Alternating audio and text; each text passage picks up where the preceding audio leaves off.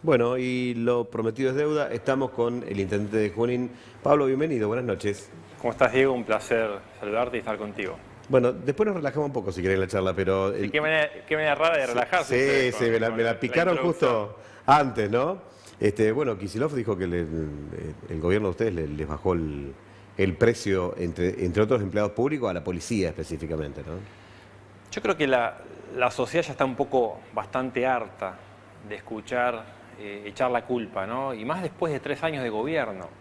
Es entendible cuando uno está dando los primeros pasos, primeros 6 meses, un año. Quizás es entendible hablar de la gestión anterior, pero ya después de 3 años, yo diría que se hagan cargo. O sea, 3 años gobernando. Y después el gobernador nos tiene acostumbrado a, como lo hace el kirchnerismo, ¿no? Su relato dista mucho de la realidad. El relato que hoy vemos cómo ha aumentado el narcotráfico, cómo hoy las luchas contra las mafias que se ha dado en la gestión anterior, de la gestión de Vidal, se ha dejado así, libre, y uno lo ve en el conurbano con mucha preocupación. Digo, la realidad es que en los 4 años de Vidal, las fuerzas públicas, la policía, nunca tuvo un levantamiento. En la gestión de Axel Kicillof hubo un levantamiento de la policía, digamos, hubo una especie de paro, porque lógicamente no están asociados y agremiados. Digo, esa es la realidad. La realidad es que María Eugenia se encontró Bueno, está con diciendo una... en un día donde aparecieron 3, 4 personas quemadas, de una manera mafiosa realmente ahí en Guernica, o sea... Entonces, digo, ¿qué está mirando el gobernador? ¿Qué le cuentan? Porque al interior o al conurbano no lo veo recorriendo un barrio, una villa, derrumbando búnker, como sí lo hizo en su momento Cristian Ritondo con María Eugenia Vidal. Entonces digo, la verdad que ya cansa, ¿no? Cansa escuchar esto, de echar culpas encima de manera mentirosa. Bueno, Digo, pero esas recorridas que hacían en las villas, en los búnkeres y demás, dicen que era pura propaganda, que en la realidad no pasaba nada. Eso es lo que dice el gobierno. insisto, parte de un relato, los números están a la vista, la cantidad de drogas que se incautó está a la vista, las procesos judiciales y obviamente que se realizaron, como por ejemplo el Pata Medina y tantos otros que han hecho un montón de barbaridades y actos de corrupción y delictivos, y que este gobierno los soltó y además son socios en la gestión. Entonces creo que está a la vista, ¿no? Está a la vista lo que ha hecho uno y lo que hace otro, pero digo, dedíquense a gobernar. Ya pasaron 3 años y ¿qué hicieron en 3 años? Digo, creo que la sociedad nos está demandando mucho más que antes, que nos pongamos los pantalones, que hagamos lo que tenemos que hacer, más en materia de seguridad. Nosotros en Junín vivimos una situación totalmente distinta, pero cuando hablo con los intendentes del conurbano, me hablan de la gran preocupación. A ver, la propia vicepresidenta habló de la seguridad.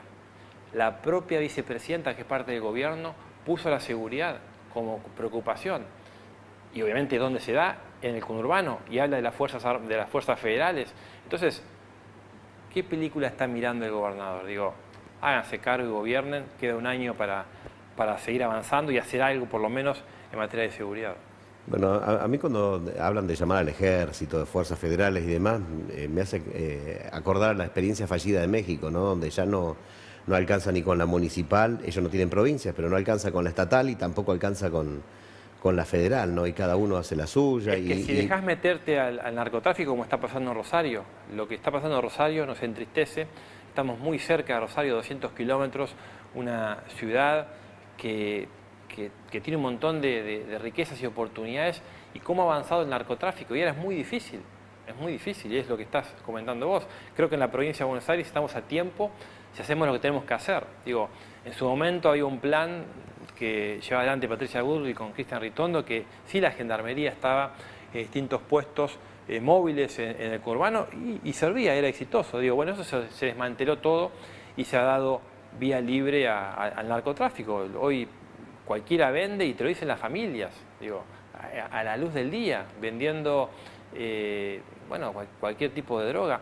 Y además otra cosa importante, Diego, es la valorización que nuestra gestión hace sobre las fuerzas federales, ¿no? Aquí vemos que cuando hay un hecho, automáticamente al que le echan la culpa es al policía. Nuestra gestión siempre ha defendido a la autoridad policial. Por supuesto, si alguien comete o hace algo fuera de la ley, tendrá que ser juzgado como tiene que ser, digo, pero siempre hemos defendido a las fuerzas federales porque son los que nos cuidan, son quienes están velando por nuestra seguridad, están velando por nosotros, por que no pase nada a la ciudad. Digo, creo que hay que tener un poco Me parece que las palabras de gobernador en este contexto no ayudan para nada. Pero bueno, nos tiene acostumbrado. Bueno, ya que estamos en tiempos futboleros, ¿no? Uno no se puede desprender del fútbol absolutamente en ningún al tema. menos hay buenas noticias ahí. Claro, hay buenas noticias, pero aparte, si uno lo compara con la situación argentina, yo veo un partido que juegan entre dos partidos, dos grupos, dos coaliciones, y se corre para un lado, se corre para el otro, y la Argentina cada 4 años se corre para un lado, para el otro, pero no acertamos una.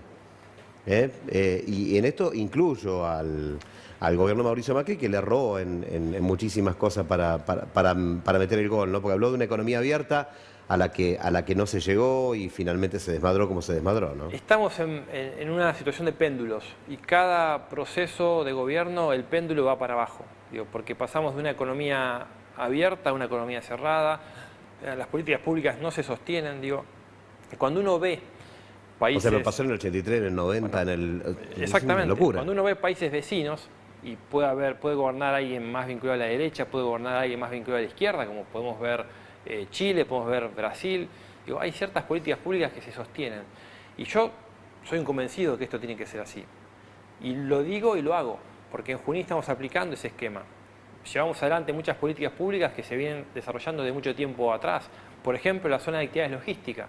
Es una política que surgió en el debate del año 2000, del proyecto del plan estratégico del año 2000, y lo estamos ejecutando. Esto es mantener una política pública del pasado, como también mantener otras políticas, para recordar alguna, la Feria del Libro, digo, y podría dar un montón de programas y políticas públicas que han sido exitosas y que sostenemos. Esto que decimos lo hacemos, y soy convencido que la Argentina, si seguimos en estas grietas, no va a salir.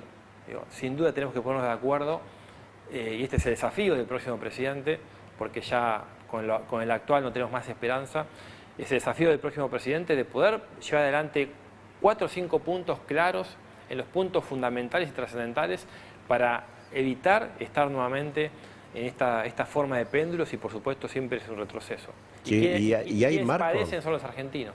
¿Hay marco para eso? Digo, ¿hay marco para algún consenso? Digo, Manes planteó, hubo un rumor de que se acercaba a Bernie y se pudrió todo. O sea, me hace falta la pata peronista, y ahí estalló en todos lados, bueno, el solo amague. Me gusta hablar con el ejemplo. Ayer estuve en una jornada que compartíamos con Horacio Rodríguez Larreta, que es el jefe de gobierno de la Ciudad de Buenos Aires, y él en la Ciudad de Buenos Aires ha armado, no te digo un gobierno de coalición, pero todos los espacios políticos son parte y tiene una participación en las políticas públicas, digo, y permanentemente él te habla del consenso y del 70%. Digo, bueno, yo creo en eso, creo que, e insisto, lo estamos aplicando en la ciudad de Junín. Hoy estamos llevando adelante lo que es la agenda también estratégica de los 200 años y forman parte de esa mesa los jefes de bloque opositores, los legisladores opositores, espacios sindicales que son críticos a nuestra gestión, sin embargo están ahí y tienen una voz y podemos escucharnos y podemos dialogar y podemos mantener diferencias, por supuesto, pero siempre buscamos un punto en común que es nuestra ciudad de Junín. En ese punto no hay más diferencia. Lo decía un poco con algún tono de chiste, pero digo, hace poquito tiempo firmamos un convenio con la Fundación UOCRA, con la UOCRA. Vos recordás, Diego, que hemos tenido en nuestras idas y vueltas con el secretario general de la UOCRA aquí en Junín, y antes de ayer estábamos firmando un convenio de capacitación. Y en el 2019, 2021 hicimos un encuentro con los secretarios generales de los gremios y pudimos entender que había que avanzar para generar trabajo. Era fundamental trabajar en la capacitación. Y a partir de allí, como acostumbramos, una vez que escuchamos, actuamos. Pudimos entregarle y cederle un terreno al sindicato de panaderos para que prontamente puedan tener un lugar de capacitaciones. Pudimos cederle en comodato motores que no teníamos, estaban en desuso en nuestros talleres municipales, al sindicato de ESMATA para que también los chicos puedan en la práctica capacitarse y ser mecánicos con experiencia. Y como te digo, lo de UOCRA, que es un gremio tan importante que mueve tanto la economía juninense, también firmando un convenio. Digo, tenemos diferencias políticas. ¿Para qué hacemos un cortecito? Sin embargo, pudimos trabajar en algo común que es Junín. Bueno, hablábamos con Pablo Petreca, que está en el mano a mano. Pablo, hablábamos de Rodríguez Larreta. A mí me viene a la mente esto de la ancha avenida del medio, la que encaraba Massa en su momento. Y Rodríguez Larreta también la encaró cuando se armó todo esto del COVID, de participar activamente. Los dos terminaron con la cara pintada. uno en las elecciones y otro en las actitudes de después. Digo, ¿cómo hacer para que vos estés en la avenida del medio, un gobierno de consenso, y no te tomen por tonto, por no decir otra cosa? Bueno, uno propone un consenso o una política pública, después está claramente quién quiere ser parte de ese consenso y quién no. No veo en ese acuerdo a sectores del kirchnerismo, no veo a la cámpora, pero sí tranquilamente veo a sectores del peronismo que habitualmente uno lo puede ver en acuerdos de muchas políticas públicas, en sectores del liberalismo, digamos, bueno, ni hablar de lo que es el espacio Juntos, ahí sí lo veo. Y creo que esa es la oportunidad que tenemos. Y sobre todas las cosas, entender que tenemos que poner por encima de todo a nuestro país. Digo, en materia económica no hay mucho más por hacer. Digo, y cuando uno habla con los economistas de los distintos espacios, incluso Álvarez Agis, que es un economista muy recomendado y muy reconocido desde el kirchnerismo, cuando te dice lo que hay que hacer, parece que estás escuchando a Melconian. Digo, y algunos tendrán un poco más de más rapidez, otros menos rapidez, pero en definitiva conducen al mismo destino. Entonces, no hay mucho más por hacer, no hay mucho más por inventar en la Argentina. Digo, y creo que esta situación de haber tocado fondo tan drástico, creo que nos va a llevar a un consenso necesario para poder salir adelante y de una vez por todas despegar. Y yo creo que Horacio está trabajando en eso y creo que está en condiciones. Después, claramente, si alguno decide no ser parte, bueno, lo hará como demostró el presidente Alberto Fernández cuando la vicepresidenta le dijo basta de hablar con Horacio, que le estás elevando su imagen. Bueno, por una cuestión mezquina dejaron de dialogar y pasó lo que pasó, que ya es de público conocimiento, y las barbaridades que ha hecho el gobierno nacional en cuanto al COVID y lo que ha hecho la ciudad de Buenos Aires en cuanto al COVID, con un ministro de salud, con la seriedad de Fernán Quirós. Digo, bueno, creo que ha quedado demostrado cuáles son las consecuencias del trabajo en conjunto cuando uno decide pegar el portazo por una cuestión netamente política. Che, y acá en Junín, ¿cómo andamos? Digo, porque había una ley del 2015 de Vidal que no funcionó porque había algunos intendentes que pedían licencia al final del mandato y se recontra reelegían, y después se modificó esto. Hoy vos estás en condiciones de ir por la porque se consideraría tu primer periodo que estás haciendo ahora. Legalmente, por la modificación que hubo en la legislatura, sí, habría un periodo más, solamente un periodo más, y esto lo aclaro porque quizás fue medio confuso el tratamiento de la ley y muchos creen que se eliminó el límite. No, el límite está, son 2 mandatos, con la diferencia que lo que vos bien expresás, Diego, que se considera el 2019 como el primer mandato. Como el primer mandato. Con lo cual todos los intendentes tendrían legalmente una oportunidad más. Bueno, y ¿vos qué pensás en lo personal respecto de la intendencia, de una futura intendencia? Yo creo, Diego, que no es tiempo para eso. Digo. Hay muchas cosas para hacer, me quedan muchas cosas para hacer que he prometido en campaña en lo largo de este año que nos queda de gestión. Digo, creo que no es momento para hablar de candidaturas, es momento para estar mucho más cerca de los vecinos, es momento, por supuesto, de dar respuestas. Hay un montón de demandas que tenemos permanentemente de cada vecino. Seguramente algún televidente te estará mandando un mensaje con algún reclamo de algún barrio. Recién vengo que se culminó la semana de la concientización vial con Estrellas Amarillas, un grupo que hace mucho por la concientización. Y bueno, aprovechamos y me hacían algunos reclamos de algunos barrios que charlamos. Digo, San Francisco de Asís, José Hernández, digo, todo el tiempo uno está viendo de qué forma avanzamos en la ciudad. Digo, no es momento ahora de hablar de candidaturas. ¿Avanzó menos Junín en esta segunda gestión? No, yo creo que, a ver, depende cómo uno lo mire. En materia de obra pública o gran obra pública... ¿Se veían más grandes obras públicas en la primera gestión? Sin duda hay menos obras públicas grandes porque pasamos de hacer la repavimentación de la avenida de Circunvalación, de la obra del desagüe pluvial del Barrio Norte, del relleno sanitario que recuperamos ese basural que teníamos, digo, la gran cantidad de obras de agua y cloaca, y bueno, me estoy olvidando seguramente de alguna, digo, la gran obra quizás, sí, eso ha disminuido, pero la experiencia en la gestión, la sana administración de los recursos nos ha permitido contar con recursos propios y hacer muchas más obras con recursos propios que antes no podíamos hacer, dependíamos mucho más de lo que mandaba la provincia y nación, y a su vez también el entendimiento con el sector privado, que entendemos que es una sociedad virtuosa si uno lo trabaja bien, nos ha permitido crecer de manera muy positiva. Y para dar algunos ejemplos, en breve estarán avanzando con lo que es la zona de actividad logística, que eso va a generar crecimiento, generación de riquezas nuevas, va a generar nuevos puestos de trabajo. Hace poco tiempo inauguramos un centro comercial que generó 30 puestos de trabajo. Digo, estamos avanzando para poder también ceder un espacio ocioso que tenemos en la ciudad, para que un emprendimiento gastronómico muy reconocido, una franquicia muy reconocida, pueda venir a Junín, y eso va a generar entre 70 y 80 puestos de trabajo nuevos. Digo, y esto es crecimiento para la ciudad. Digo, podemos ver el avance de la mano del público con lo privado que hemos hecho y las políticas públicas que hemos trabajado en respecto al turismo, y hoy podemos ver que hay mil puestos de trabajo, 1000 juninenses que trabajan y viven del turismo en sus distintas hoteles, gastronomía, distintos los que hacen actividades de excursiones, de guías. Digo, hay bueno, un montón de trabajo, 1000 puestos de trabajo, y eso ha tenido que ver con las políticas públicas que fuimos implementando, con las sanciones de ordenanza que fuimos llevando adelante para beneficiar al sector lógicamente privado y la generación de mano de obra, pero además después obra pública siempre hubo, algunas con acompañamiento. Vos me contabas algo, yo habitualmente viajo y ciudades más chicas que esta, inclusive a veces se ve la marca de Los Arcos, la marca del Burger, la marca de la M, todas las de hamburguesas, todas. La sola posibilidad de instalación de una marca acá en Junín para una publicación era corrupción pura, ¿no? Cosa que no sé, si tomaran en otro lado, capaz que se van a comer una hamburguesa ahí. ¿Por qué pensás que se piensa así?